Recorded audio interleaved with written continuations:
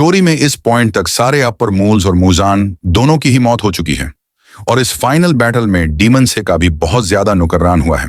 मतलब literally final battle के बाद सिर्फ दोषी राज ही जिंदा बचे थे। खैर, आज के हमारे इस वीडियो में मैं तुम लोगों को बताऊंगा कि फाइनल बैटल के बाद हीनन से स्टोरी में आखिर क्या हुआ था। एंड पे स्टोरी 100% ऑनऑफिशियल है। डीमन से लेयर की ऑथर ने ही इसे लिखा है और डीमन फैंस के लिए स्पेशली इस चैप्टर को कलर्ड वर्जन में पब्लिश किया था। तो बिना टाइम वेस्ट किए शुरू करते हैं। डीमन थी टाइम स्किप के पहले हमें दिखाई जाती है एक झोपड़ी जहां पर तानजीरो, जेनेत्सुक, नेजिको और इनोस्केप सारे लोग साथ में रहते थे। और उसके बाद हम लोग देखते हैं एक टाइम स्किप। हम देखते हैं एक फुली मॉडर्नाइज्ड और डेवलप्ड सिटी को। ये टाइम स्किप लगभग 3 जनरेशंस के बाद का है, यानी कि 100-150 साल के आसपास। हम लोग सबसे पहले देखते हैं एक 16 साल के लड़के को जिसका नाम है कनाटा कमांडो, जो कि तानजीरो कमांडो का डायरेक्ट डिसेंडेंट है। कनाटा, जो कि अपने घर में सबसे बड़ा बेटा है, वो अपने सुमी ही को कमांडो को जगाने की कोशिश करता है, जो कि एक्चुअल में उसका छोटा भाई है, लेकिन वो एग्जैक्टली की तरह दिखाता है। कनाडा अपने छोटे भाई से बोलता है कि जल्दी से उठ जाऊं वरना आज तुम स्कूल के लिए लेट हो जाओगे, जिस पर सुमी ही को, जो कि छोटा भाई है, वो कहता है कि मैं बिल्कुल जागा हुआ हूं, जबकि वो पूरी तरीके से नींद में था। ये सुनते ही कनाडा अकेला ही स्कूल चला जाता है, क्योंकि सुमी ही को अब 15 साल का हो गया था और वो कोई बच्चा नहीं है। जिसके बाद हम लोग देखते हैं हमारे फेवरेट जेनेसु का फ्यूचर का घर, जो कि टोक्यो में, वैसे ये सारे इवेंट्स टोक्यो में ही हो रहे हैं। तो हाँ, टोक्यो में हम लोग देखते हैं कि डायरेक्ट याशिरो अगात्सुमा को, जो कि उसके हेड डिफादर की ऑटोबायोग्राफी पढ़ रहा था। तो बेसिकली तुम लोगों को पता ही होगा कि ने फाइनल फाइट मार्क अनलॉक नहीं करा था, तो 25 साल से ज्यादा जिया था और इसी वजह से उसने खुद के ऊपर एक ऑटोबायोग्राफी लिखी थी, जिसमें उसने खुद को प्रोटैगनिस्ट बनाकर जितने भी डीमन से रिलेटेड इवेंट्स हुए हैं उन सभी को उस बुक में लिखा है। फिर पोशी तेरू, जो कि का पेट पेंसन, वो उस ऑटोबायोग्राफी को पढ़कर खत्म करता है और रोने लगता है, क्योंकि उसने अभी अभी फाइनल फाइट खत्म करी थी मोजन के साथ। और फाइनल फाइट के दौरान जितने लोग मरे थे, शायद उसकी वजह से वो काफी ज्यादा इमोशनल हो गया था। और तभी उसकी बड़ी बहन तोको आकर उसे लात मार देती है और उसके छोटे भाई से बोलती है कि तुम अपने दादाजी की झूठी कहानी को फिर से पढ़ रहे हो। क्या तुम्हें इतनी छोटी सी चीज समझ में नहीं आती कि डीमन जैसी कोई चीज नहीं होती? तो यहां पर हम लोग देख सकते हैं कितनी बड़ी आफरन ही हो रही है जेनेसु की। पेट बैंड डॉटर को यकीन ही नहीं है कि ऐसा कुछ हो भी सकता है। लेकिन हमें यहां पर एक बहुत ही कमाल की चीज पता चलती है कि फाइनल फाइट के बाद दोनों की शादी हो जाती है और उन्हीं के डिसेंडेंट्स हैं। ये दोनों योशी तरु और तोको, और कोई भी तोको देखकर बता सकता है कि यो एग्जैक्टली निजुको जैसी दिखती है। फिर तोको अपने छोटे भाई योशी तेरू को डांटते हुए बोलती है कि उसे पढ़ाई पर ध्यान देना चाहिए और ये सब फालतू की चीजों में दिमाग नहीं लगाना चाहिए। फिर योशी तेरू और तोको दोनों अपने हाई स्कूल जाते हैं, जहां पर रास्ते में योशी तेरू सोचता है कि हमारे घर में सारी बहुत ही ज्यादा शांत और काम नेचर की है, लेकिन बहुत ज्यादा ही गुस्सैल है। फिर को अपने फोन में न्यूज देखती है और वो अपने फोन में न्यूज में देखती है कि फाइनली टेनमा उजुई में जिम्नास्टिक्स में जापान के लिए गोल्ड मेडल जीत लिया है और को जैसे बहुत ही ज्यादा एडमायर करती है। बिल्कुल वैसे ही यार जैसे आजकल की लड़कियां को एडमायर करती है। वैसे मुझे बताने की जरूरत तो नहीं है कि किसका डिसेंडेंट है, ऑब्वियसली पार का डिसेंडेंट है। जिस पर योशी तेरू बोलता है कि बहुत ही ज्यादा एटीट्यूड वाला मंदा है और इसीलिए ये गोल्ड मेडल डिजर्व नहीं करता। जिस पर तोको गुस्सा होते हुए बोलती है कि वो इतना अच्छा दिखता है कि उसे सिर्फ लुक्स के लिए ही गोल्ड मेडल दे देना चाहिए। और तभी जोशी तेरू की नजर पड़ती है दूसरी न्यूज पर।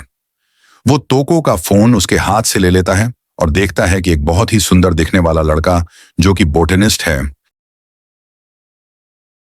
उसने एक बहुत ही रेयर फ्लावर को डिस्कवर करा है और वो फ्लावर है ब्लू स्पाइडर ली, जो कि अपने हजारों सालों की लाइफ में डिस्कवर नहीं कर पाया।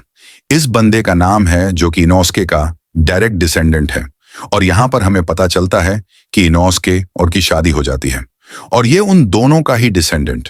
एंड क्योंकि इनोस्के ने भी डीमन स्लेयर मार्क अनलॉक नहीं करा था, इसलिए वो भी 25 साल से ज्यादा ही जिया है। फिर हमें पता चलता है कि डीमन किंग मूजान की क्यों कभी ब्लू स्पाइडर लिली को खोज नहीं पाया था, तो ऐसा इसलिए था क्योंकि एक एक्सट्रीमली रेयर प्लांट है जो कि साल में सिर्फ 1 या 2 दिन के लिए ही खेलता है, और वो भी डे लाइट में। रात में उसका कोई स्कोप है ही नहीं, एंड क्योंकि सन के नीचे नहीं जा सकता था, इसीलिए शायद वो ब्लू स्पाइडर लिली को कभी खोज ही नहीं पाया। एंड हम लोग देखते हैं कि जो एनोर्के का डिसेंडेंट है, उसने गलती से ब्लू स्पाइडर लिली को हैंडल करने में कोई गलती कर दी, जिस वजह से उसे मीडिया के सामने आकर सॉरी बोलना पड़ा और बहुत ज्यादा क्रिटिसिज्म का सामना भी करना पड़ा। ये देखकर जोशी तेरू पूरी तरीके से घबरा जाता है, क्योंकि उसे लगा था कि इतनी सुंदर ये एक लड़की है, जिस पर उसकी बहन तो को उसे डांटते हुए बोलती है कि वो कोई लड़की नहीं है, वो लड़का है। और ये सुनते ही वो शॉक जाता है, और इससे हमें पता चलता है कि वशी तेरू भी अपने पेट ग्रैंडफादर की तरह ही परवर्ड है।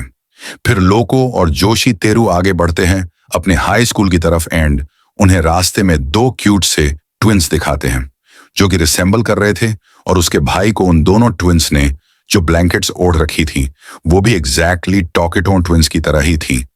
तभी पोशी तीरू के पास से 2 सुंदर लड़कियां निकलती हैं, जिन्हें देखकर उसका दिल गार्डन गार्डन हो जाता है। और वो 2 लड़कियां रिसेंबल कर रही थीं शिनोबो और की बड़ी बहन को। यशित्रु कहता है कि मैं जानता हूं कि ये दोनों सिकरी गर्ल्स स्कूल से हैं, जिस पर उसकी बहन तो को बोलती है कि ये बहुत ज्यादा क्रीपी है। लेकिन तो करे जैसे ही तांजिरी के डिसेंडेंट तनाका को देखती है, वो बहुत ज्यादा खुश होकर उसके पास चली जाती है और कनाता को बताती है कि आज वो कितना ज्यादा क्यूट लग रहा है। तो यहां पर देखकर हो ऐसा ही लग रहा है कि ये दोनों कपल्स हैं। लेकिन मुझे यहां पर दिक्कत पे लग रही है कि इन दोनों के ग्रेट एंड फादर और ग्रेट ग्रैंड मदर्स रियल भाई बहन रह चुके हैं। तो शायद ये बात इन दोनों को ना पता हो। जोशी तेरो यहां पर गुस्से में बोलता है कि वो काला जादू सीख रहा है, तो कनाथा की भलाई इसी में है कि वो थोड़ा बच कर रहें, जिस पर तो को उसे डांट देती है। फिर ये तीनों अपने हाई स्कूल के रास्ते पर निकल पड़ते हैं और पास ही में एक कैडर गार्डन को देखते हैं, जहां पर एक बहुत ही बड़ा और बॉडी बिल्डर इंसान बच्चों को संभाल रहा था, और ये बंदा द बेस्ट स्टोन हाशिरा ग्योने को रिप्रेजेंट कर रहा था। एंड जोशी तिरु यहां पर बोलता है कि ये बंदा इस जॉब में बिल्कुल ही अजीब लग रहा है। ये इतना बड़ा है कि इसे बॉडी चिल्डिंग में होना चाहिए, ना कि छोटे छोटे बच्चों को चाहिए। फिर तोको कनाता से पूछती है कि अगर आज शाम यो फ्री है तो यो दोनों कहीं खाने बाहर जा सकते हैं, क्योंकि रास्ते में उसने एक बहुत ही अच्छा रेस्तरां देखा है, और यो रेस्तरां 2 कपल्स चलाते हैं, जिसमें लड़की के बाल पिंक हैं और लड़का काफी अजीब है, और उसकी आंखें भी 2 अलग अलग कलर्स की हैं। और यहाँ पे बात हो रही थी कपल्स ओबोनोए और मिक्सुरी की।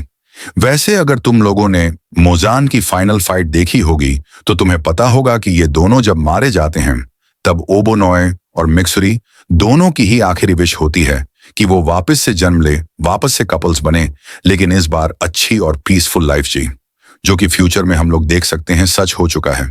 फिर हम लोग के फ्यूचर घर को देखते हैं, जहां पर की नींद खुल जाती है और वो देखता है कि वो स्कूल के लिए बहुत ज्यादा ही लेट हो चुका है। तो वो फटाफट से स्कूल के लिए तैयार होता है और अपनी अपार्टमेंट की खिड़की से कूद पड़ता है। एंड यहाँ पर हमें पता चलता है कि कितना कमाल का एथलीट है। वो लोगों के घरों से होते हुए और दौड़ते हुए अपने स्कूल जाने लगता है, और रास्ते वह एक घर के बीच से निकल जाता। घर में 2 बूढ़े इंसान चीज खेल रहे थे, और ये 2 बूढ़े और कोई नहीं, फार्मर तातजिर बाशीरा और फार्मर वासर उनकी ऑब्वियसली बाशीरा और विकूड़ा के थे, मतलब रिसेम्बलेंस थी। वो थोड़ी होंगे फॉर्मर हर हासिरा उस छोटे बच्चे पर चिल्लाता है कि तुम रोज के रोज यहां से निकलते हो, और इस बात की शिकायत में